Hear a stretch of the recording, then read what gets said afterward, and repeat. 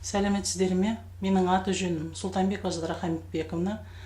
Пәннің аты мектепке дейінгі педагогика. Тақырыбы дәрістің мектепке дейінгі үйім және мектеп. Жоспары балаларды мектепке дайындау, сабақтастықтың қажеттілігі, балалардың мектептегі оқытуға дайындығы, мектепке дайындайтын топтағы балалармен жүргізілетін оқу-тәрбие жұмысының ерекшеліктері, мектептің бірінші сыныбындағы оқу-тәрбие жұмысы. Халыққа білім беру жүйесіндегі сабақтастық дегеніміз оқыту және тәрбиелеу деректерін дәйекті түрде шешу мақсатында оның аралас буындар арасында өзара байланыс орнату.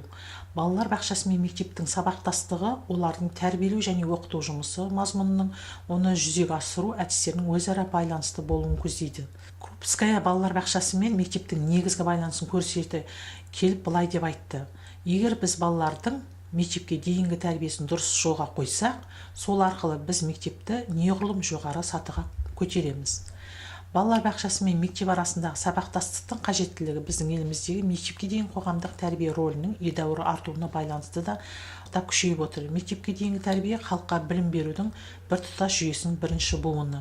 Балалар бақшасы мен мектептің сабақтастығы бір жағынан балаларды мектепке жалпы дамуы мен тәрбиелік дәреже жөнінде мектептегі оқу талаптарына сай келетіндей етіп даярлап беруді, екінші жағынан мектеп жасына дейінгі балалардың алып үлгергені білімге, іскерлікке, сапаға сүйенетін балаларды одан әрі жан-жақты дамыту үшін соларды пайдалануын көздейді.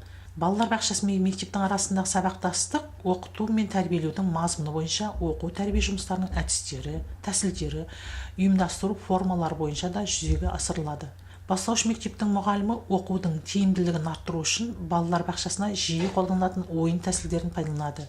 Балалар бақшасының тәрбиешісі оқыту процесіне арнаулы оқу тапсырмаларын, жаттығулар енгізіп, біртіндеп оларды күрделендіреді. Сол арқылы мектеп жасына дейінгі балаларда оқу іс-әрекетінің алғы шарттарын қалыптастырады. Балалар бақшасындағы оқыту формасы ретіндегі мектептегі сабаққа негіз даярлайды. Балалар бақшасына бармайтын 6 жастағы балаларды мектептегі оқуға дайындау мектептердің жанында ұйымдастырылатын дайындық сыныптарында жүзеге асырылады. Балалардың мектептегі оқытуға дайындығы, мектепке оқытуға дайындықты қалыптастыру дегеніміз балалардың оқу бағдарламасын ойдағыдай меңгеру және оқушылар ұжымына ену үшін алғы шарттар жасау деген сөз. Бұл өте күрделі процесс. Мақсаты мектеп жасына дейінгі балаларды жан-жақты дамыту болып табылады. Баланы мектепке оқуға дайындығы арнаулы дайындық, жеке дайындық. Арнаулы дайындық ана тілі, математика, жеке дайындық, дене дамуы, психика дамуы. Дене дамуы бұл баланың жақсы денсаулық күйі, төзімділігі, қолайсыз ықпалдарға қарсы тұра алуы, қалыпты антропометриялық көрсеткіштер бойы, салмағы, кеуде клеткасының аумағы, қимыл жағынан дамуының жақсы дәрежесі, қолдың жазу үшін керекті майда, дәл және алуан түрлі қимылдар жасауға әзірлігі, мәдени гигиеналық дағдылардың жеткілікті дамуы. Психологиялық даму алдымен интеллектуалдық даму дәрежесі деген мағынада түсіндіріледі. Мектепке дейінгі ересектер жағының аяғына қарай балалар қоршаған орта туралы, адамдардың өмірі туралы, табиғат туралы белгілі мөлшерде білім меңгереді. Адамгершілік ерік дайындығы деген ұғым, сондай-ақ баланың жаңа ұжымға, мектеп ұжымына енуіне ықыластылық, ізгі ниеттілік, өзара көмек, ұйымдастыру шеберлігі сияқты моральдық сапаларды қамтиды. Балалар бақшасының балаларды мектепке дайындау жөніндегі жұмысы олардың мектепке дайындайтын тобына көшуінен көп бұрын басталады. Балалар бақшасының оқу-тәрбие жұмысының бүкіл жүйесі баланың мектепке оқуға дайындығын қалыптастыруды көздейді. Мектепке дайындайтын топтың басқа топтардан айырмашылығы балалар бақшасына тәрбие бағдарламасында көзделген оқу-тәрбие жұмысының барлық міндеттерін орындау аяқталады. Тәрбиешінің басты міндеті тапсырмаларды сапалы және уақытылы орындауын бақылау және балаларға көмекті күшейту, әрбір баланың алдына қойған мақсаттарына міндетті түрде жетуін талап ету. Балалар бақшасының мектепке дайындайтын тобында балалардың тәуелсіздігін қалыптастыру жөніндегі жұмыс жалғастырылады. Тәуелсіздік қайсы бір іс-әрекет үшін қажетті білімнің, іскерліктің, дағдының болуымен, оны жүзеге асыру үрдісінде қалыптасатын жағдайларға, алынған нәтижелерге саналы қараумен сипатталады. Мектепке дейінгі балалық шақта баланың тәуелсіздігін қамту мектепте оқытудың маңызды негізі болып табылады. Мектепке дейінгі балалардың 6 жасқа қарай іс-әрекеттің жекелеген түрлеріне дербестік көрсетудің белгілі тәжірибесі қалыптасады. Мысалы, өзін-өзі қызмет көрсетуде, табиғаттағы еңбекте дербестік дәрежесі айтарлықтай жоғары. Ал осы сапаның оқу және ойын қызметіндегі дамуы бұрынғыша тәрбиешінің назар аударуын талап етеді. Балалардың тәуелсіздігін қамтуда басшылық жасай отырып, тәрбиеші оларды алға қойылған міндеттерді ескертусіз, көмексіз және бақылаусыз шешуге, орындайтын жұмысына саналы қарауға, өз іс-әрекеттерін байқай білуге үйретеді.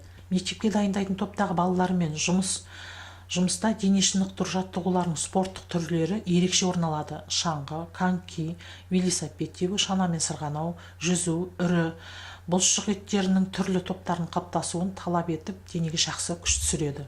Мектепке осы заманғы оқытудың негізін қалаушы принцип тәрбиелей және дамыта отырып оқыту болып табылады. Ол балалардың таным процестерін, білімге ықыласын дамытуды көздейді.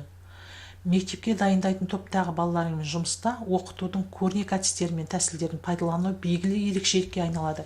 Тәрбиеші оларды әрекет жасау тәсілін қалыптастыру үшін емес, ойлау іс-әрекетін күшейту үшін көбірек қолданады. Мектепке дайындайтын топта ойын тәсілдері, жаттығу ойындары, драма ойындары, қимыл ойындары, жұмбақтар өз маңызын сақтайды. Дидактикалық ойындарға ерекше орын беріледі. Ойын формасында қойылған оқу міндеті балаға білім алу мақсатын түсіндіріп, баланың ерікті ықыласын арттырады, іс-әрекетін күшейтеді, таным ынтасын дамытады. Оқу жоспары мемлекеттік құжат. Онда оқу орнының қайсы бір типінің міндеттері мен мақсаттарына сәйкес сол үшін міндетті оқу пәндерінің тізбегі беріледі. Ол оқу пәндерінің өзара байланысын, оларды оқыту жүйелігін, әр пәннің берілетін білім мен іскерліктің жалпы жинағындағы үлес салмағын анықтайды. Бағдарлама мемлекеттік құжат. Онда оқу пәнінің міндеттері мен мазмұны ашып көрсетіледі. Тақырыптар оқу үйретудің көлемі мен жүйесі анықталады. Мектептің бірінші сыныбындағы басқа да оқу пәндерінің бағдарламалары: математика, еңбек үйрету, бейнелеу, дене шынықтыру, музыка.